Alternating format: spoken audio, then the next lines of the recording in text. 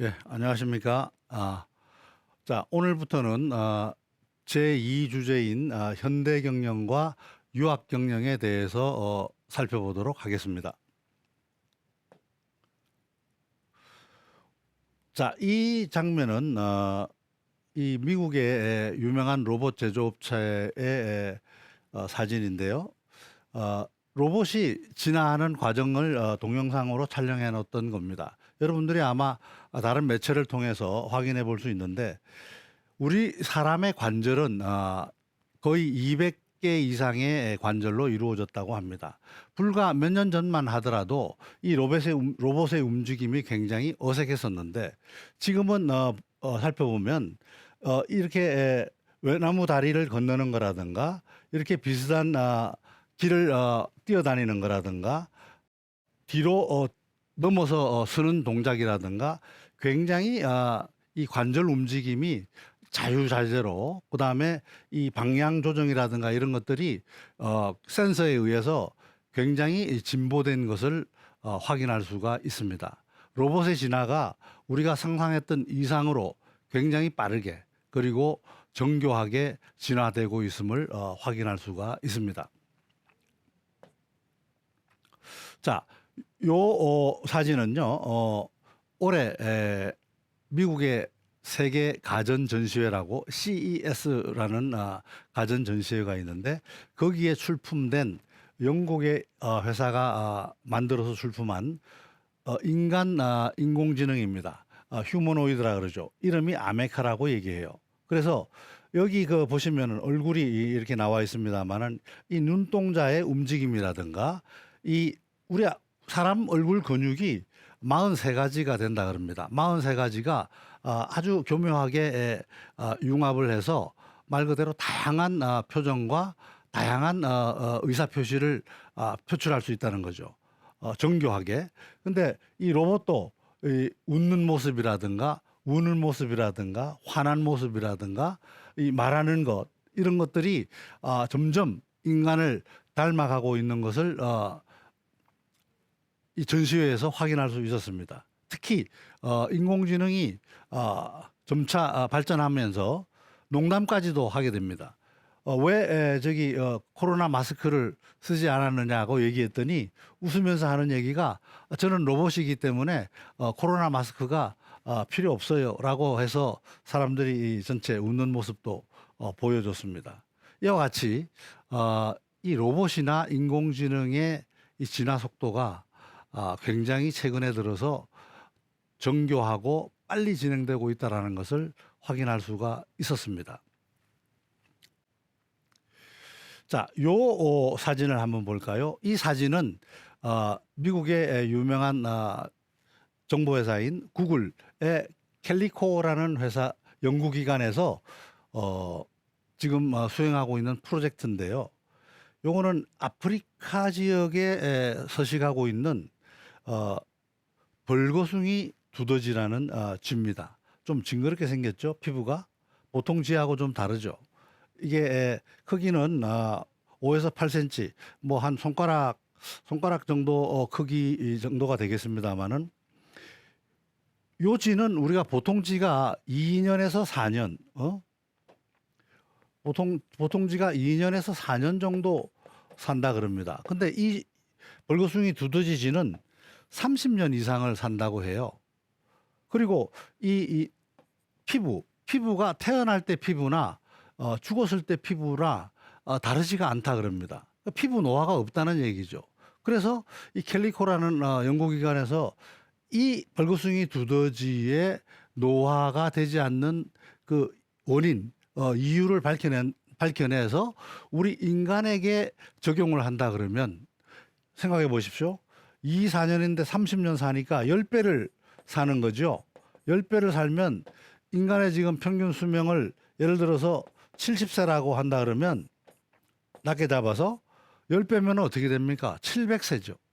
700살까지 사람이 살아갈 수 있는 장수 프로젝트입니다. 바로 인간 500세 프로젝트라는 거죠. 자, 이러한 쪽에도 굉장히 빠른 연구가 진행이 되고 있습니다. 앞으로 어떻게 될지 몰라요. 유발 할랄이라는 이스라엘 학자는 바로 우리 사람들이 신에 근접하려고 한다. 신에 가까워지려고 한다. 죽지 않는 불멸의 신에 가까워지려고 한다라고 얘기도 했습니다마는 점차 의학 기술이 발전하고 또 인공지능이 발전하고 이렇게 함으로 해서 다양한 융합이 발생하고 로봇이 사람과 같은 행동을 할 날이 곧 도래하지 않을까 이렇게 생각이 됩니다. 이렇게 되면 우리가 살아가는 이 세상 많은 조직 속에서 살아가는 우리의 인간 또 그 인간을 관리하는 경영 점차 복잡해지게 되죠. 그래서 미래 경영은 점차 복잡해질 수밖에 없습니다. 그리고 고려해야 될 요인들도 점차 많아질 수밖에 없습니다. 자, 점차 미래로 갈수록 경계가 허물어지고 있는 거죠. 저나 여러분이나 우리가 생각한다는 거하고 그다음 우리가 어떤 것을 보고 이해를 한다는 거하고 우리가 대화를 한다는 거하고 이런 거는 우리가 과연 이 움직이는 동물, 사람을 포함한 동물 이외의 인공물과 우리가 대화를 한다, 생각한다, 이해한다 이런 걸 상상해 본 적이 있나요? 우리 상식에서 벗어나는 거죠. 그죠? 이와 같이 인공지능 혁명을 통해 가지고 우리 일상생활 전반에 많은 변화가 발생하고 있죠. 현재도 이미. 그리고 우리가 알고 있는 일반적인 개념이나 카테고리들도 굉장히 바뀔 소지가 많습니다. 여러분, 우리가 이성, 사람이 다른 동물들과 차이가 나는 가장 큰 요인 중에 하나가 바로 이성이라는 겁니다. 이성, 옳고 그름을 판단하고 우리가 상상을 할 수 있고 추측을 하고 추리를 할 수 있는 이 이성. 이성이 바로 하늘로부터 태어날 때 받고 태어난다고 얘기했죠. 우리 중용에 보면 천명지위성이라는 얘기가 나오죠. 천명. 하늘의 명은 그것을 일러 위 그것을 일러서 바로 성이라고 한다. 품성. 우리가 품성은 하늘로부터 받는 거예요. 우리가 태어나면서부터 사람 몸에 받는 겁니다. 그죠?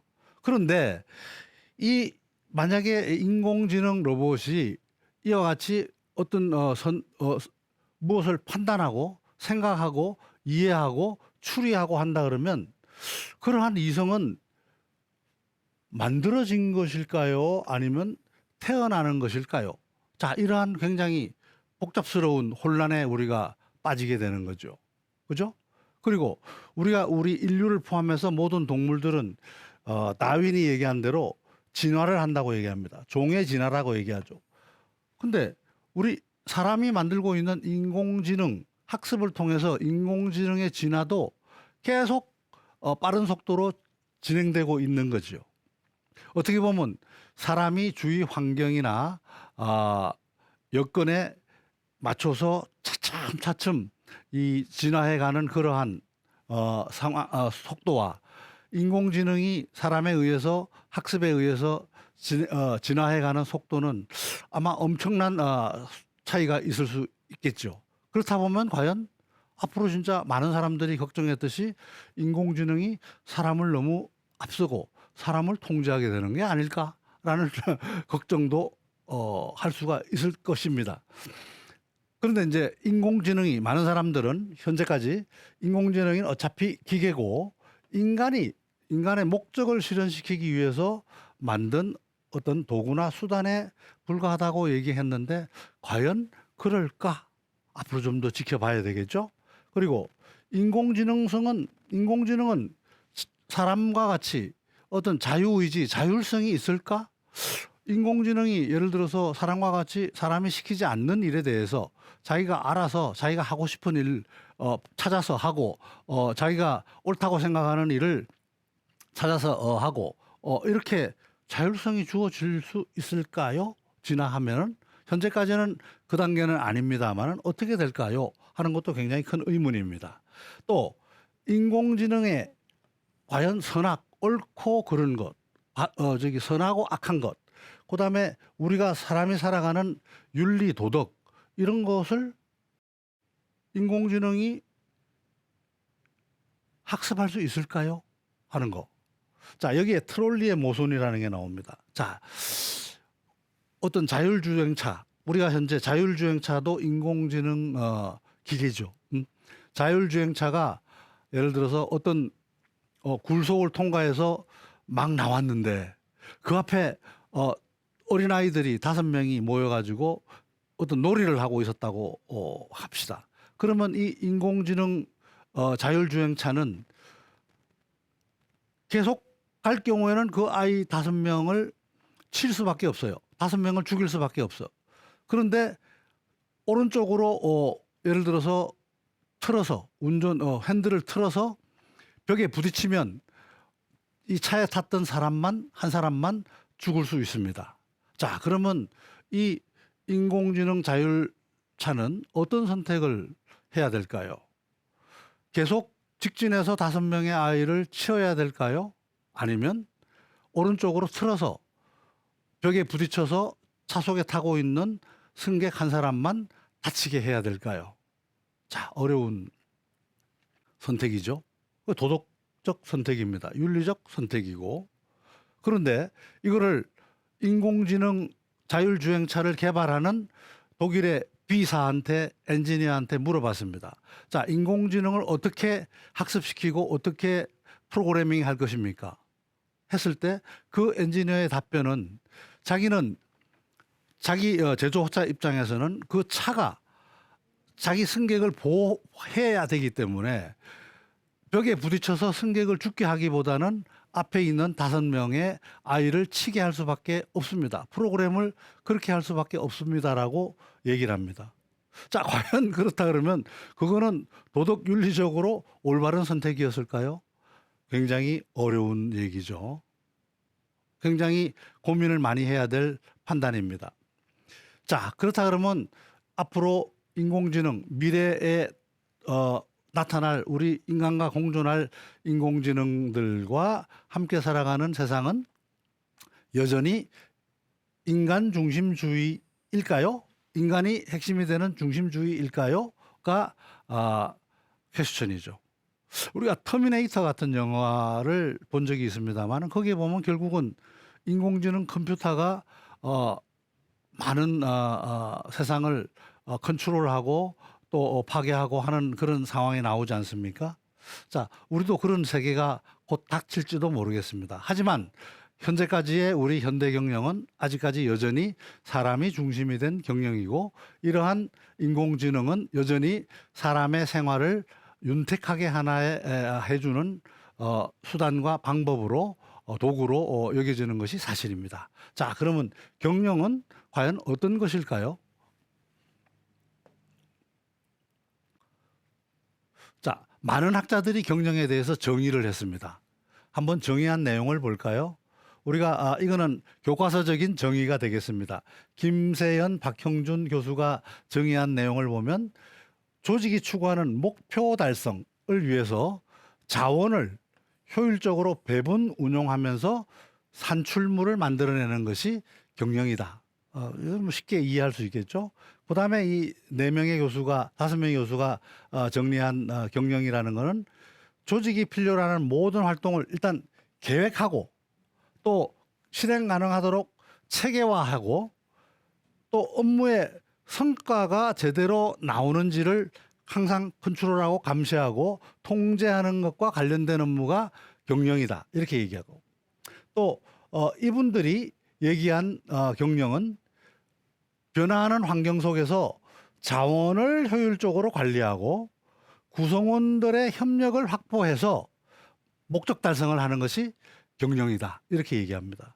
전부 비슷비슷한 얘기지만 어감이 조금씩 다르죠.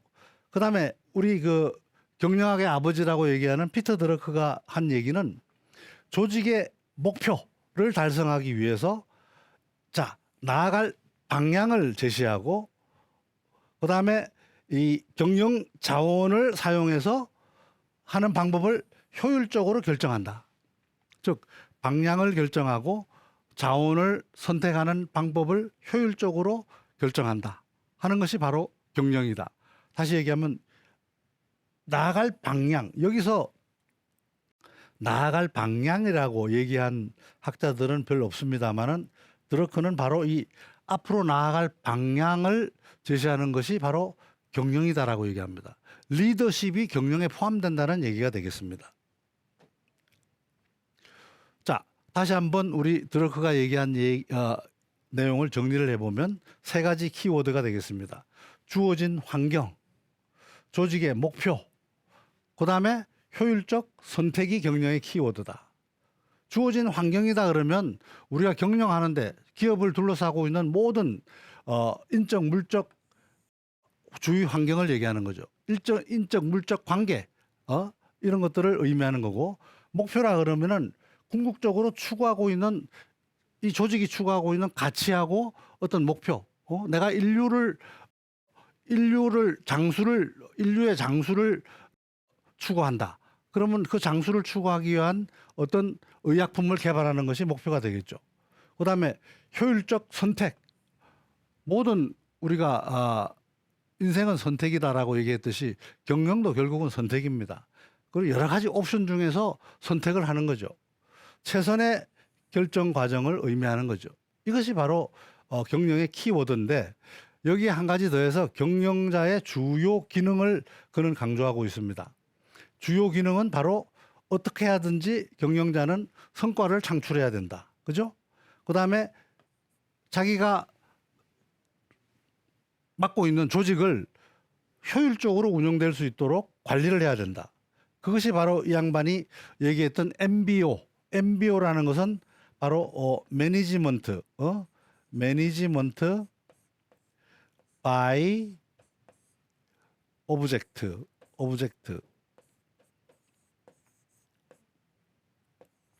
매니지먼트 바이 오브젝트가 MBO입니다. 즉 목표에 의해서 관리를 한다. 다시 얘기하면 일을 다 조각 아까 우리가 이나모리 가즈오 회장이 조직을 아메바 경영으로 해서 소규모 조직으로 나눴듯이 이 양반은 과업을 하나하나 나눠서 그 과업에 대해서 구체적으로 관리를 하는 것이 바로 MBO라는 관리 방법입니다. 그 다음에 자원 관리를 한다. 자원 관리라는 건 인적, 물적 자원이 다 포함되는 거죠. 이것이 바로 경영이다. 이런 얘기죠. 뭐 일반적인 얘기입니다. 이거는 첫째 시간에도 제가 행복을 얘기하면서 말씀드렸습니다만은 피터 드러크는 중요한 것이 경영에는 바로 리더십하고 매니지먼트 이 두 가지가 다 포함된다 이런 얘기. 자, 리더십이라는 건 뭐라 그랬죠? 옳은 일을 한다 그랬죠. 올바른 일을 하는 것. right things. 올바른 right things. 올바른 일을 하는 거. 관리 매니지먼트는 뭐라 그랬죠? things right. 올바르게 일하는 거. 이 두 가지가 전부 포함된다 그랬죠. 올바른 일을 한다는 것은 바로 효과적인 일을 한다는 겁니다. 어떤 품질이나 방향을 얘기하는 거죠. 그다음에 일을 올바르게 한다는 것은 효율성을 얘기하는 겁니다. 효율성이라는 것은 바로 시간, 투입 대비 성과 이를 얘기하는 거죠. 자, 그다음에 우리가 리더와 매니저라는 이 용어가 있습니다. 리더는 바로 앞에서 얘기하는 리더십을 이끌어가는 거죠. 조직이 추구하는 가치, 올바른 일을 결정하는 사람이 바로 리더고, 리더는 자기 결정에 대해서 책임을 져야 돼요. 관리자는 인적, 물적 자원을 활용하는 겁니다. 그리고 목표 달성을 위한 성과를 관리하는 겁니다. 그래서 리더와 관리는 조금씩 다르다. 그런데 이 리딩하는 거와 관리하는 두 가지가 전부 합해져서 경영이 이루어진다. 이렇게 얘기하는 것이 피터 드러크의 경영론입니다. 드러크는 이 변화 리더의 조건이라는 책에서 경영이란 또 사람에 관한 것이다.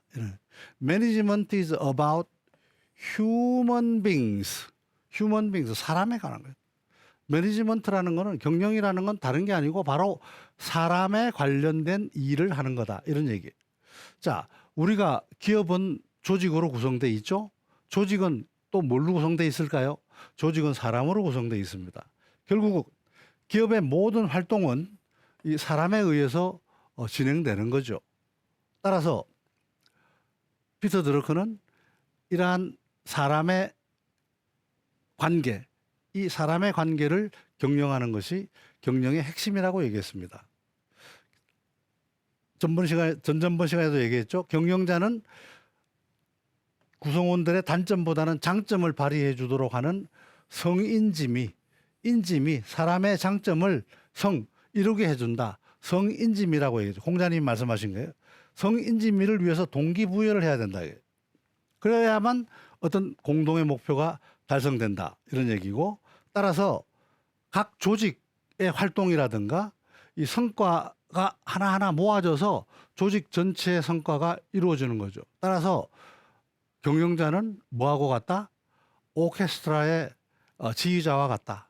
각 악기들이 내는 소리들이 다 조화가 돼서 하나의 훌륭한 음악으로 들려오듯이 경영자는 각 조직 또 각 자원 각 요소들을 잘 오케스트라처럼 융합 조화를 시켜서 성과를 내도록 하는 기술자다, 이런 얘기죠.